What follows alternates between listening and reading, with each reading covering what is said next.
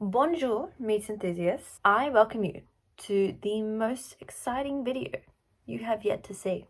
I'm about to take you on a taste adventure as I share with you through the screen a comparison of cuts, cooking, and taste. But first I must find the meat.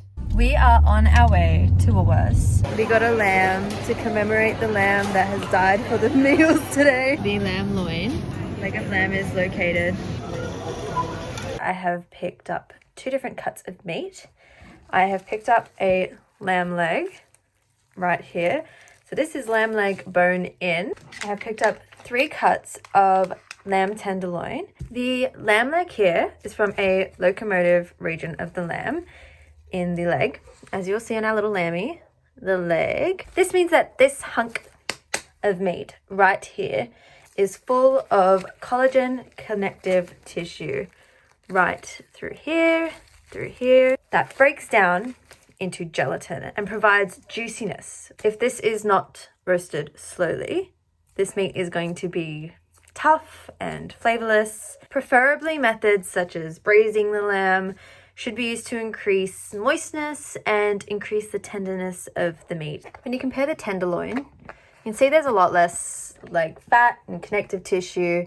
So tenderloin comes from the loin. When you look at our little lammy example here, the tenderloin cut comes from around here above the ribs and in front of the leg region. The lamb tenderloin is from a postural part of the lamb. So that means it does very little work in the animal. That means that this meat is going to cook super quickly. So this should be cooked using a dry method such as grilling to keep that moistness and flavor in it.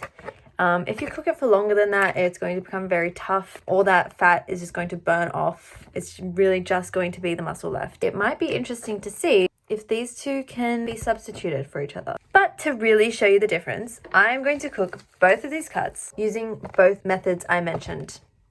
You had no idea I was going to do that, hey? A real plot twist. Let's move to the kitchen. So I have here my 3 tenderloin cuts. So these have been vacuum sealed. They have not been exposed to oxygen, which gives them this dark color. This one on the left is the brightest color, but when vacuum sealed, you actually want the darkest color. So I would say the one on the very right here is darkest. So in regards to meat color grading, I would give these about a 4, but with oxygen and time, I've only just taken these out of the package. They will brighten up. The fat in the 3 of these are all pretty much the same. I would give these pieces of fat about a 1 to 2 on the fat color scale. You'll see that the one on the left has very little intramuscular fat, which is that kind of silvery looking small fat that joins all the muscle together. Tenderloin in general has very little intramuscular fat, but the one on the very right here, almost none. Most of this is seam fat, which is this thicker white fat, but there is a lot more seam fat throughout. The 2 cuts on the right side were actually on clearance, which means these have longer aging processes than this one, which is going to give it that more flavorful kind of tender taste. Here we have the leg of lamb. The color on this is quite good. So this has been in a plastic wrap. So this color, I would give it about a 1C to a 2. And looking at the fat on this piece of meat, it is quite white along the entirety. So I would say this is about a 0 to 1 on the fat grade scale. There's no yellow fat on this piece of meat. That is generally a consumer preference. This piece of meat appears to have some good muscling.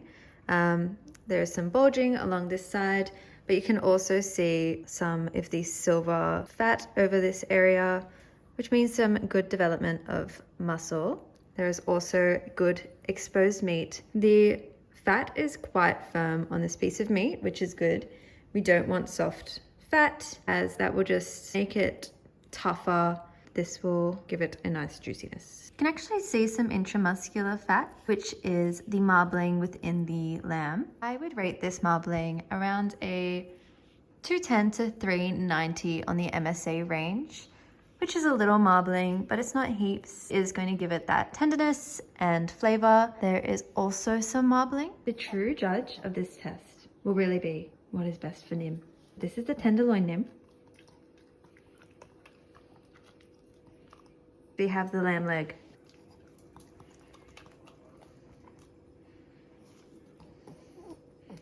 So now that we have grated the meat, today I am going to cook for you a grilled lamb tenderloin salad with eggplant, feta, and mint. After that, we are going to cook a Provençal style roast lamb. So to cook the lamb roast, similar to the lamb tenderloin, we're going to cut a similar size, which will allow us to do the preparation in the same way, cook it in the same way as the lamb leg won't be able to grill with the bone in. So here I have made a glaze. This eggplant is going to act as a base. So these are the grills. The char grill surface is going to heat up and kind of heat from the bottom, and that's going to turn into kind of convection heating. That's going to heat the rest of the way through the meat, which is going to cook it. I am now going to brush the meat with this glaze.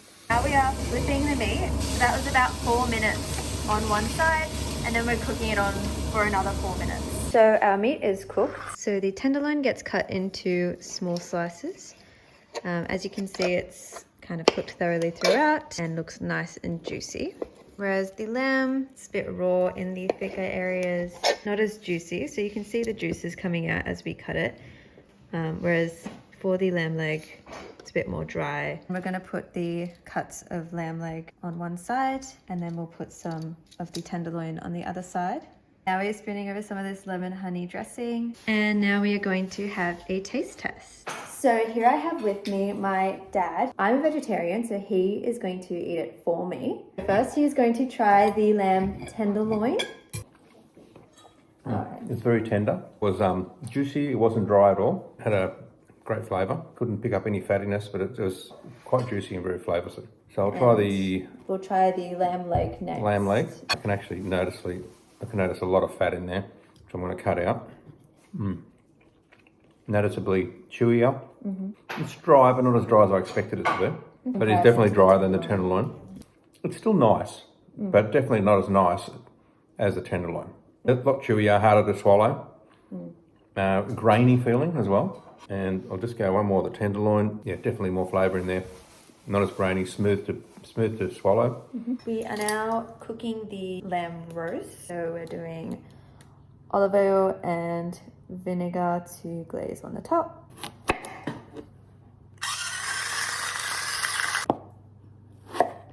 Baby carrots. We have our lamb leg and then our lamb tenderloin cut. I'm brushing this with my oil and vinegar. Next, we're going to cut little slices in it.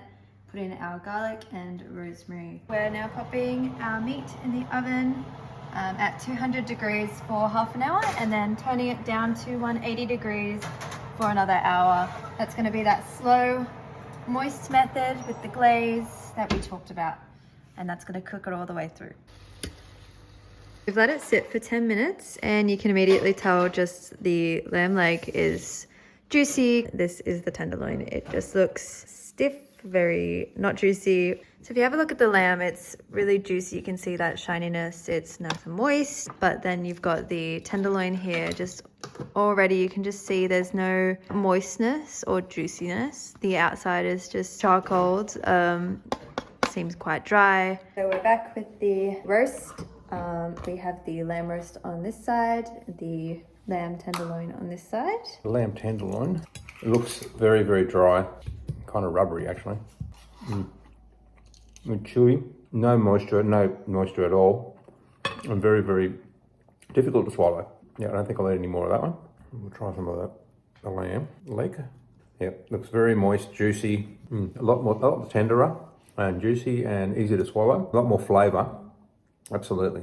As we hypothesized earlier, the lamb tenderloin and the lamb leg each cooked very differently when cooked on the grill and in the oven as a roast. So the fast and the slow cooked heating methods, respectively. The lamb tenderloin having that decreased connective tissue, needing that fast method, tasted much better, had a better eating quality in comparison to the lamb leg when cooked in that fast heating method. With the lamb leg, when cooked with the slow roast method, it was much more juicy. That fat had time to dissolve into gelatin and give that flavor. But with the lamb tenderloin, all of that fat just burnt off and there was no flavor, no juiciness. But it was very interesting to see how those different cooking methods do actually affect those cuts in those different ways.